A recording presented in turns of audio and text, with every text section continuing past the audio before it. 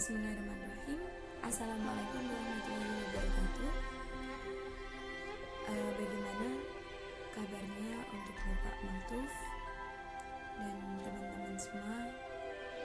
Semoga tidak terkena atau terjaga dari virus COVID. Sebelumnya izinkan saya untuk membuka presentasi dari kelompok 6. Di sini kami, saya sendiri Ayu Manindasari,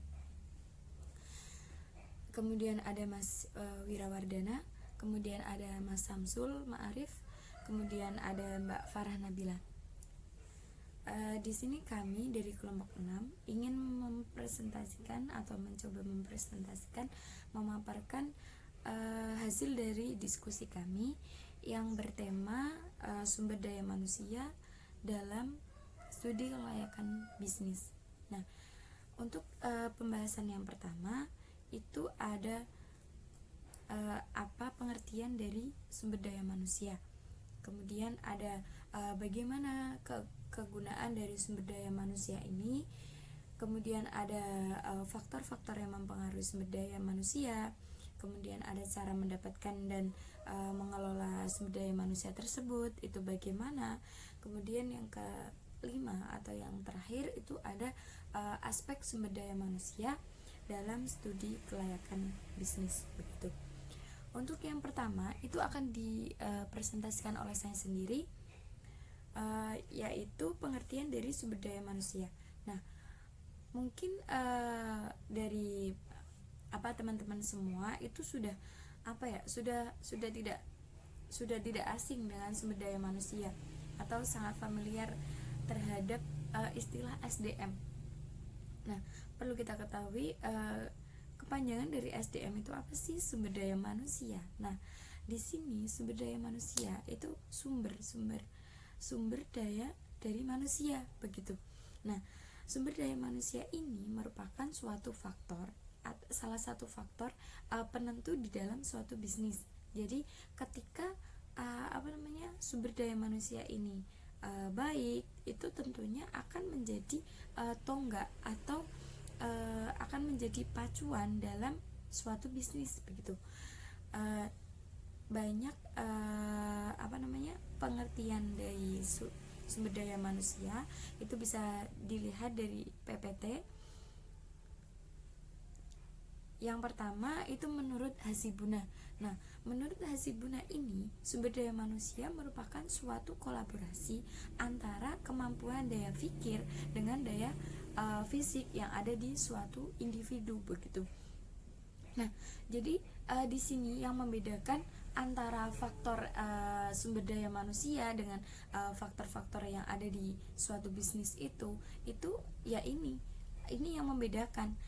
Jadi di sini faktor yang lain itu tidak melibatkan daya pikir karena mereka itu suatu mesin atau mungkin yang modal ya berarti bukan manusia kan. Kita udah tahulah tentang hal itu begitu. Di sini menurut Hasibuna itu sumber daya manusia itu merupakan suatu kolaborasi tadi antara daya pikir dengan daya fisik yang ada di dalam individu yang nantinya itu akan mempengaruhi pada suatu bisnis begitu. Nah, kemudian ada pengertian lain menurut Feidzal Rival itu menegaskan bahwa sumber daya manusia itu merupakan suatu unsur atau masukan yang ada di suatu bisnis begitu atau perusahaan. Jadi di sini selain dari unsur-unsur yang lain seperti modal, seperti bahan atau seperti mesin begitu, yang nantinya itu akan menghasilkan suatu output atau pengeluaran dari suatu bisnis yang sudah dilaksanakan begitu. Nah, untuk pengeluarannya atau outputnya itu bisa berupa barang atau jasa. Terus kemudian ada menurut Agus Sunyoto menjelaskan bahwa di sini itu lebih menitikberatkan lebih ke peran. Jadi sumber daya manusia ini merupakan peran yang sangat penting di dalam suatu perusahaan. Nah, ada lagi tidak terpampang di dalam PPT, itu ada sumber daya manusia menurut Venezia. Nah, menurut Venezia ini, sumber daya manusia merupakan faktor penentu atau terpenting yang ada di dalam suatu organisasi atau di sini suatu bisnis begitu. Jadi ketika sumber daya manusia itu kok bagus, itu nantinya bisnis yang akan terjalin atau terlaksana itu nantinya akan bagus begitu.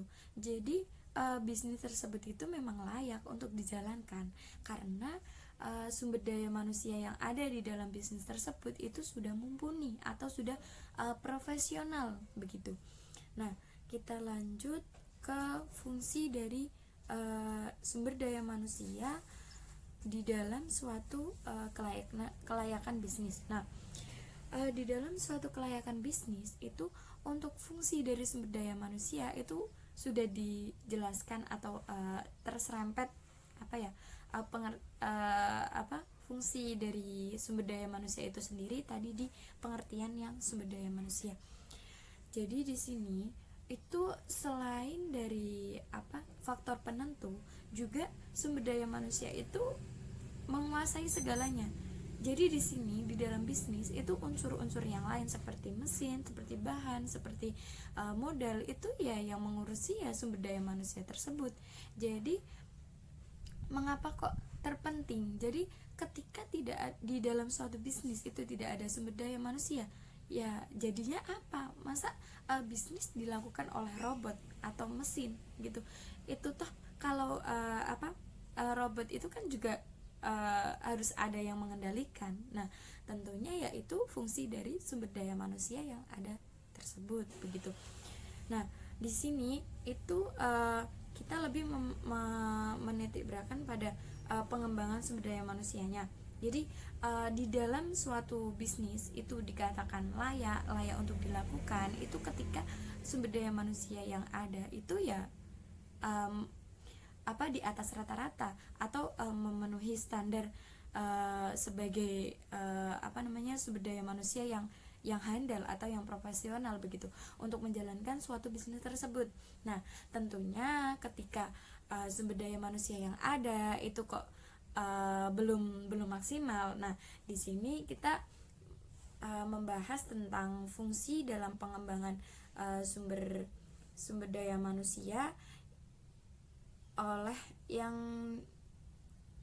di sini bisa dilihat di PPT. Itu ada fungsi dalam pengembangan sumber daya manusia menurut Cipto Herijanto. Nah, di sini itu pengembangan sumber daya manusia itu ada berapa ya ini? 1 2 3 4. Nah, untuk yang pertama 4-8 ya itu untuk fungsi-fungsi dalam pengembangan sumber daya manusia. Nah, yang pertama itu ada perencanaan. Nah, jadi ketika sumber daya manusia itu dikembangkan itu salah satunya itu ada perencanaan. Jadi di sini atau human resourcing planning. Nah, itu sering diibaratkan sebagai inti manajemen sumber daya manusia karena perencanaan itu sendiri dapat mengurangi ketidakpastian di waktu yang akan datang. Jadi fungsi ini berkaitan dengan kegiatan merencanakan sumber daya manusia sesuai dengan kebutuhan organisasi. Nah, di sini sumber daya manusia ini direncanakan untuk memenuhi target atau tujuan dalam suatu bisnis tersebut. Nah, kemudian yang nomor 2 itu ada pengorganisasian. Itu dilakukan untuk mengatur atau menata semua anggota dalam organisasi atau dalam suatu bisnis agar mampu bekerja dengan maksimal begitu. Jadi semua komponen-komponen yang ada di dalam suatu bisnis tersebut itu nantinya juga akan dikoordinasi atau dikoordinir atau diorganisasi oleh sumber daya manusia ini. agar semua tujuan dari bisnis itu nantinya akan terlaksana begitu. Kemudian yang nomor 3 itu ada pengarahan, kemudian yang nomor 4 itu ada pengendalian. Nah, yang nomor 5 itu ada pengadaan, jadi procurement. Nah, adalah suatu proses penarikan atau seleksi penempatan orientasi dan induksi untuk mendapatkan suatu karyawan atau anggota organisasi yang sesuai dengan kebutuhan organisasi atau unit kerja. Nah, jadi di sini itu sumber daya manusia yang ada itu nantinya juga mengadakan atau merekrut SDM yang akan digunakan atau menjadi kebutuhan oleh si perusahaan tersebut begitu. Kemudian ada pengembangan, ada kompensasi, kemudian ada pengintegrasian, kemudian ada pemeliharaan dan kedisiplinan. Jadi di sini antara sumber daya manusia dengan sumber daya manusia yang lain itu nantinya juga akan selalu nanti ketemunya di jabatan begitu. Ketika suatu sumber daya manusia yang pertama itu tadi yang mengelola semuanya, itu nantinya juga akan mengembangkan atau mengorganisir semua komponen yang dibutuhkan dalam bisnis tersebut begitu. Nah, untuk yang ketiga itu ada faktor-faktor yang mempengaruhi sumber daya manusia, akan disampaikan oleh teman saya. Waktu dan tempat dipersilahkan.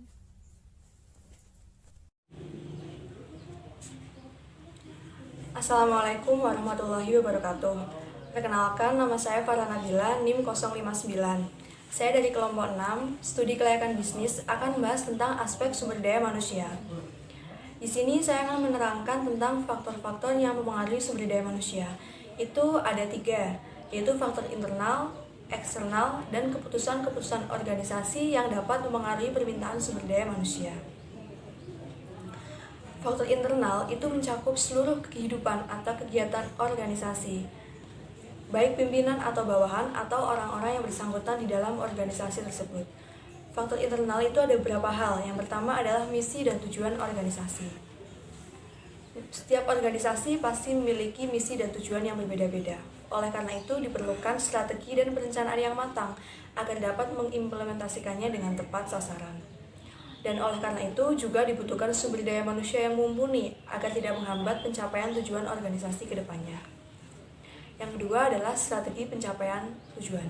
Misi dan tujuan organisasi mungkin akan sama. Namun, setiap organisasi pasti memiliki cara, strategi, dan perencanaan yang berbeda-beda untuk dapat mencapai tujuan yang telah ditargetkan. Oleh karena itu, setiap orang yang berada di dalam organisasi mempunyai kewajiban untuk dapat menganalisis kendala-kendala apa aja sih yang akan terjadi ketika kita ingin mencapai tujuan tersebut, dan juga harus bisa untuk menemukan solusinya. Misalnya, kendala A, apa sih solusinya? Kendala B, apa sih solusinya? Agar tidak menghambat pencapaian tujuan organisasi ke depannya. Yang ketiga adalah sifat dan jenis tujuan. Itu sangat penting di dalam pengembangan sumber daya manusia, karena sumber daya manusia itu pasti kan berbeda-beda, dan suatu organisasi juga pasti memiliki kriteria yang berbeda-beda. Suatu organisasi yang sebagian besar melakukan kegiatan dengan teknik akan berbeda dengan yang melakukan dengan ilmiah. Kemudian organisasi yang biasa melakukan kegiatan rutin itu akan berbeda dengan organisasi yang memerlukan inovatif dan kreativitas. Yang terakhir adalah jenis teknologi yang digunakan. Pengembangan organisasi diperlukan untuk mempersiapkan tenaga dalam mengoperasikan teknologi atau mungkin terjadinya otomatisasi kegiatan-kegiatan yang semula dilakukan oleh manusia.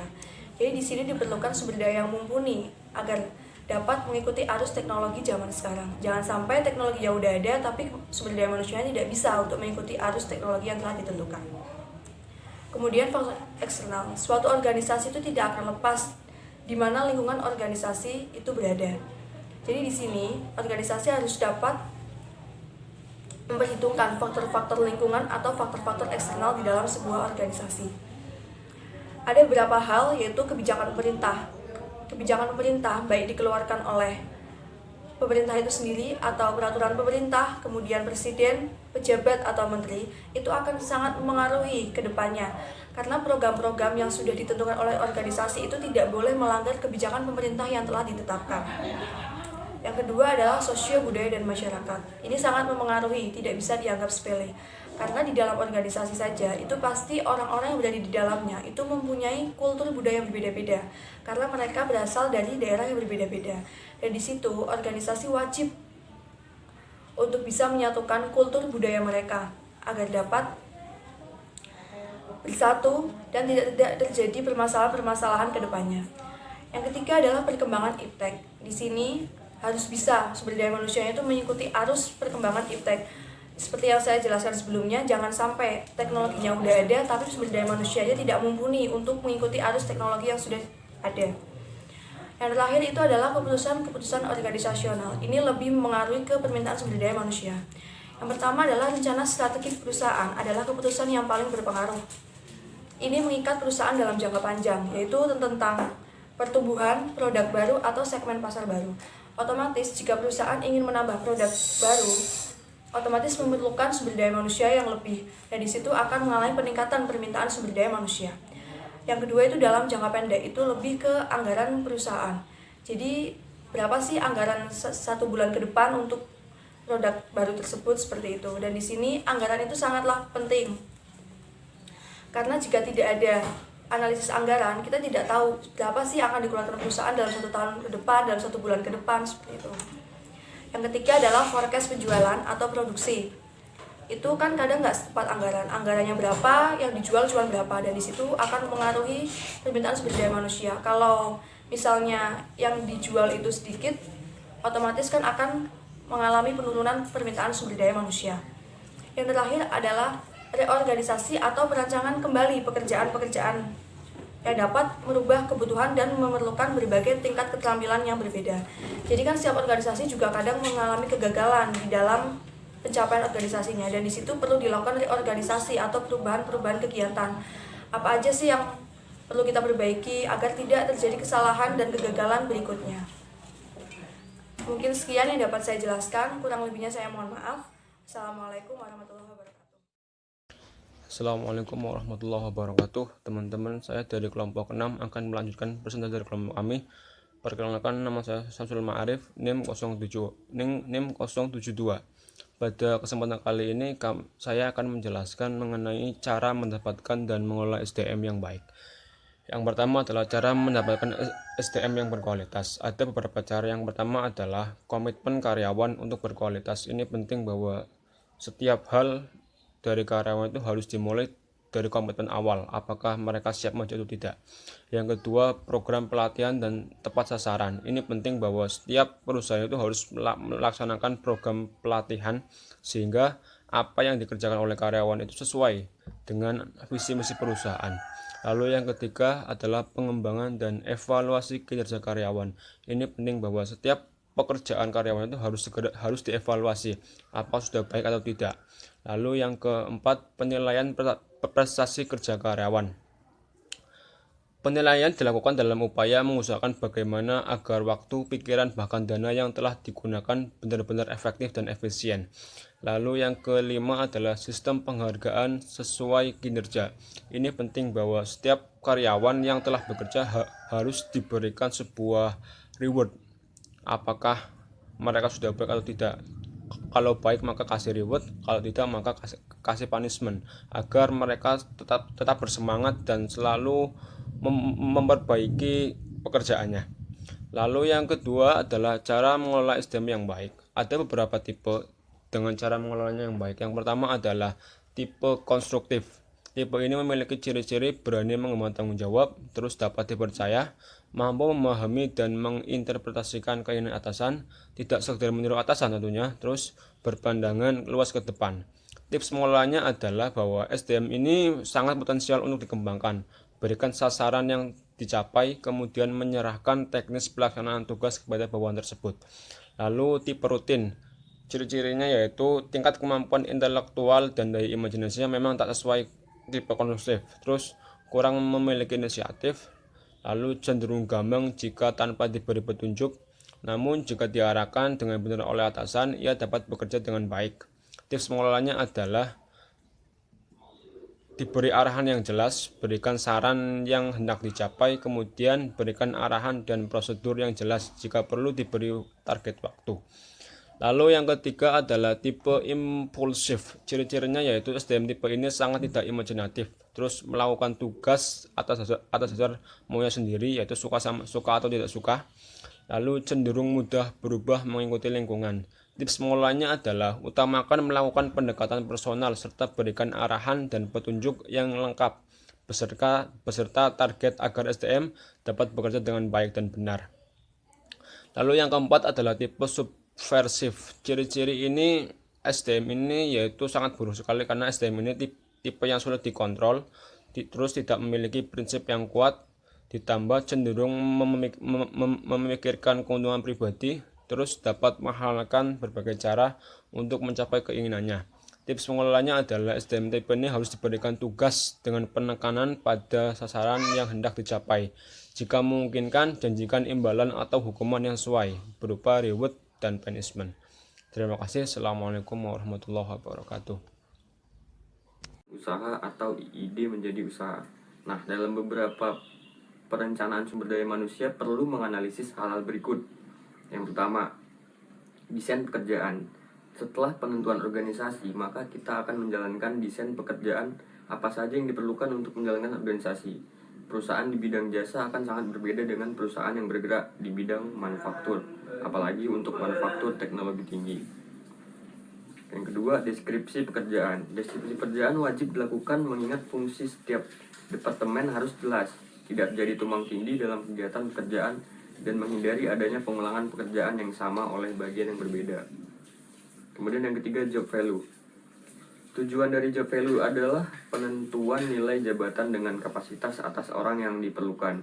Nilai jabatannya akan dihubungkan dengan penghasilan yang akan diterima dengan tunjangan-tunjangan yang akan diterima. Termaksud juga kesempatan jenjang karir. Yang keempat ada kapasitas sumber daya manusia.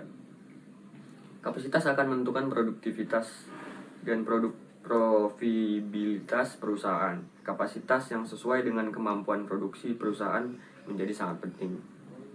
Yang kelima ada rekrutmen. Pencarian sumber daya manusia menjadi penting karena disinilah dimulainya tahapan pertama. Pengenalan usaha kita, sumber daya yang tepat akan bertumbuh di posisi yang tepat dalam organisasi yang tetap. Perusahaan akan menemukan kriteria penyeleksian karyawan